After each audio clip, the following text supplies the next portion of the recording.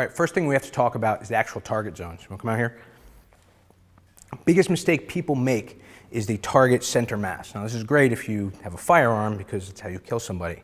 But when you're using your hands for hand-to-hand combat, close combat training, you need to target movable parts of their body that are going to force reaction out of them, which is anywhere above their neck, thank you, and anywhere below their waist. That includes groin, feet, legs, shins, whatever. We're going to target these specific areas in all the moves of the close combat toolbox. And the first thing we're going to have to do is stop the attack. So back up.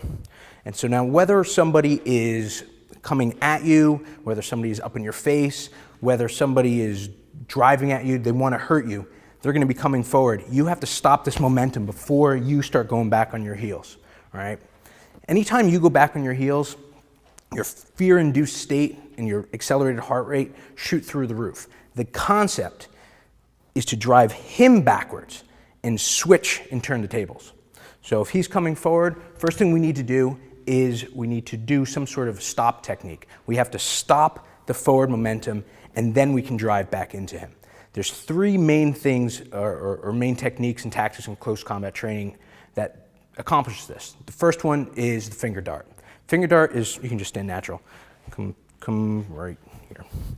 Finger dart is literally just whipping your hand out. Again, these are all gross motor movements. Nothing's complicated, all right? This is not, we're going for the eyes. We're not going to tweak the nose, pull the hair, anything. All we're doing is flicking our hand out and hitting the face. This can be anything. It can be, if you have a drink in your hand, you can throw your drink in their face. You can flick your fingers out, hit them anywhere. There's no specific target except for above the collarbone, right? Neck and above. You can literally also, once you get good at it, you can come back and you can flick them in the face,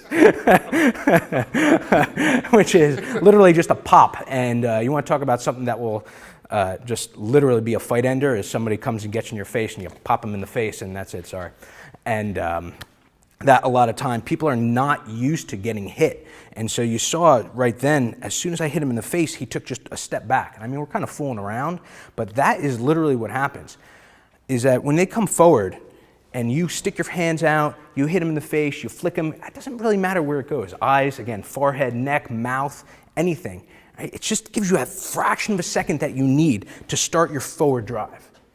Another technique that we can use is called a whip kick. And the whip kick is basically the same thing as the finger dart, but it targets below the waist. So somebody's coming in and you boom, you pop them right in the shin.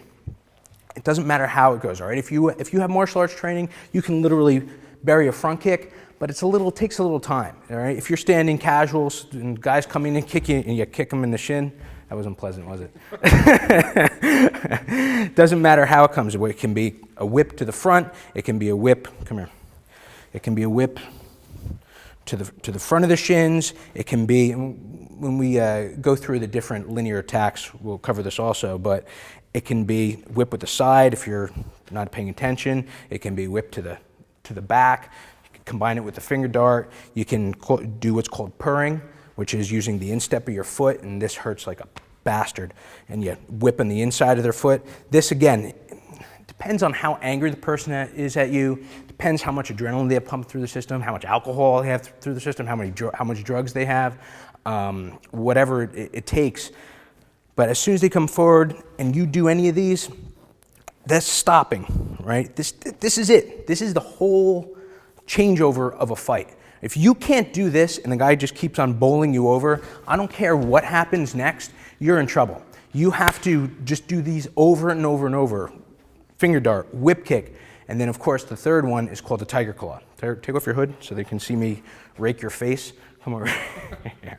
All right, tiger claw is not, all right, it is not just a palm strike, all right, that they teach in martial arts or whatever else. It is literally, when you think of a tiger claw, it is literally a tiger coming out, swatting the face and clawing the face.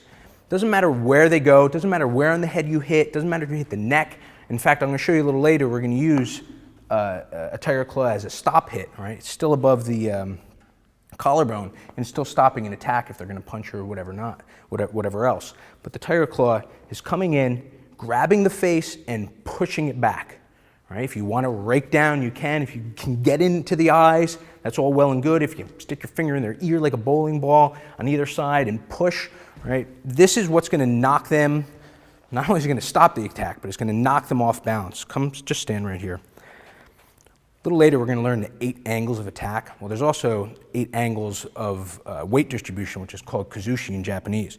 And it's to both sides, forward, back, and then to, you don't have to be so dramatic. You can be You're about to knock me down. to the corners. And in judo and jiu-jitsu, these are the corners that you have to break balance to first before you can throw the guy or knock him down. So this is things that you don't really have to think about. It's just a little bit more explanation.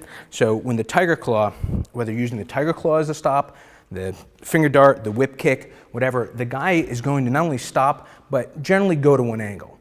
However, you can't depend on any of that, all right? The only thing for these stop techniques, which are, again, the finger dart, the whip kick, and the tiger claw, the only thing you can depend on it for is to give you one fraction of a second so you can drop your elevated heart rate, raise his elevated heart rate, and prepare to drive back into him.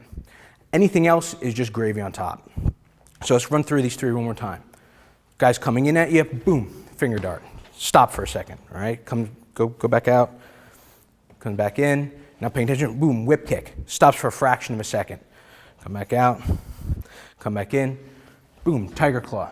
Stops for a fraction of a second, all right? Except for the tiger claw, these moves obviously are not going to kill anybody, instant ninja on the spot, all right? But again, that's not the whole point. Come on in. As long as this forward momentum, and I can't stress this, I know I'm repeating it, I can't stress it enough. If you do not stop this forward momentum, you literally then have a fight on your hand. This is why fights go to the ground. This is why people get hurt. This is why police officers can't stop people that are coming straight at them, right? You have to stop the attack so you can go on the offensive next, which is when we take the fight to them, and that's how you win a fight.